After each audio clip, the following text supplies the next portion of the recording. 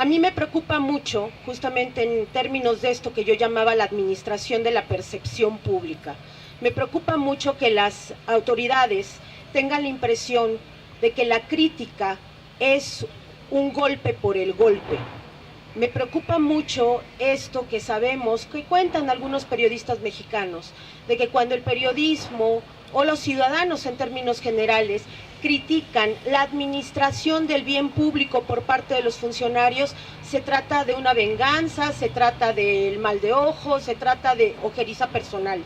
Cuando en realidad estamos hablando justamente del bien público, estamos hablando de instituciones que funcionan con fondos públicos, con impuestos, que funcionan justamente en términos del beneficio social. Si no es posible recomponer esta percepción del ataque por parte de los ciudadanos y por parte de las autoridades, el diálogo no va a ser posible. Esa es mi primera preocupación. La segunda preocupación es justamente cuánta voluntad hay en recomponer los marcos estructurales para clarificar la administración pública del bien social. Es decir, esto que se ha venido construyendo, sí como percepción por parte de la comunidad cultural en los últimos 2-3 meses, a raíz de la suspensión de los pagos que todos los artistas saben en México siempre han sido irregulares, tardíos. Uno sabe que cuando entra como proveedor del Estado, sea a nivel federal, sea a nivel estatal, sea a nivel municipal, los pagos se retrasan. Todos los proveedores del Estado saben que de repente los productores de eventos o de infraestructura tienen que financiar los eventos del Estado mismo. Es decir, lo voy a decir en lenguaje muy coloquial, oye, adelántame, ¿no? Tú págale a los subproveedores, tú hazte cargo del evento, tú produce, tú paga los salarios y después yo te pago. Ese después puede venir 6 meses o 1 año después.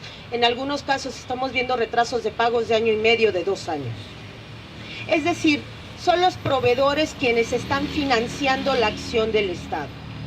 Cuando de repente sectores sociales dicen, bueno, yo no le estoy pidiendo dinero al gobierno, el problema es no únicamente el sistema de becas y de dinero adelantado en términos justamente de proyectos que operan por el beneficio social. Estamos hablando de dinero sobre trabajo ya realizado, dinero que debería de ser devengado por trabajo ya realizado. Estas precariedades, estas irregularidades, estas faltas de transparencia son las que hacen crecer la percepción ciudadana de que hay algo podrido en Dinamarca, de que algo no está funcionando bien, de que se está jineteando dinero, de que no sabemos por qué los recortes presupuestales afectan la producción de proyectos, pero no afectan los gastos operativos de la misma institución. Me refiero, por ejemplo, a salarios de los funcionarios o a gastos de representación.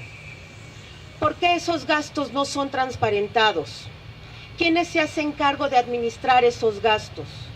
¿Por qué de repente leemos en los periódicos, vemos en los medios de comunicación notas sueltas, desarticuladas, que nos hablan de recortes que no han sido clarificados y no sabemos dónde quedó la bolita? ¿En Hacienda? ¿En la SEP? ¿En la administración de los mismos fondos desde Conaculta?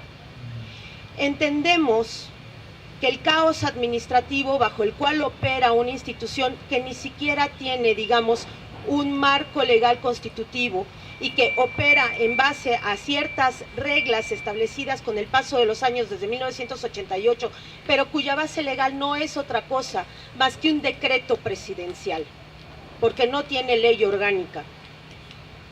No hay marcos regulatorios en Conaculta. Entendemos que ese caos administrativo afecta principalmente la forma en la que se manejan los recursos. Entendemos que de repente es muy complicado generar, dada esa ausencia de marcos normativos, contratos claros. Es extraño, por ejemplo, que muchos de los dineros de Conaculta que se dan a los proveedores tengan que pasar por una agencia de viajes. Que de repente los pagos se hagan a través de una agencia de viajes, los pagos a los proveedores. Entendemos que eso no es voluntad o no es mala leche de los funcionarios actuales, pero entendemos que debería de haber una voluntad ahí sí para regular y normar todo esto, para arreglar el tiradero, para poder transparentar, para que la comunidad cultural no siga cultivando esta percepción de opacidad, de malos manejos, de jineteo de lana, para que sepamos cada vez que hay un recorte, por dónde viene el recorte y por qué la comunidad cultural, por qué el arte y la cultura en México, siendo que este país, este México que vivimos hoy en día, para bien o para mal después de la revolución, ha sido creado fundamentalmente por sus instituciones culturales, es decir, la SEP, el INA, el INBA, los libros de texto gratuitos, la folclorización de la cultura, el sistema bajo el cual se ha construido, la cúpula bajo el cual se ha construido la idea de la identidad mexicana, han sido producto de las instituciones culturales mexicanas después de 1920. ¿Por qué estas instituciones que han sido tan fundamentales para la vida pública mexicana no son reguladas? ¿Por qué los marcos no están regulados? ¿Por qué los contratos no pueden ser claros? ¿Por qué no existe una especificación sobre los deberes y los derechos de los proveedores de la cultura, como bien social, como un derecho social, como una también, ¿por qué no?, mercancía? Eso es lo que debería de estar pasando ahorita en el CONACULTA, es decir, una revisión profunda de las maneras operativas, de los modos operativos bajo los cuales se administra la cultura. Podemos hablar en términos teóricos y muy poéticos de acceso a la cultura, de democratización de la cultura, de ciudadanización de la cultura, pero si los marcos mismos administrativos de la institución no son claros y no son eficaces, no vamos a llegar ni a la vuelta de la esquina. Eso es lo que yo tendría que preguntarle a la institución, porque para que tengamos muchas formas de acceder al bien cultural, para que la diversidad se manifieste a través justamente de lo cultural, tiene que haber garantes públicos que sean los responsables de manejar este bien de forma eficaz, y hasta la fecha no los tenemos.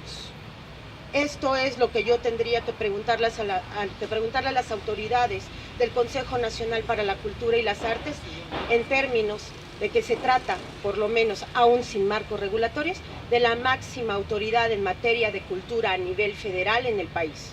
Yo con esto concluyo. Muchas gracias.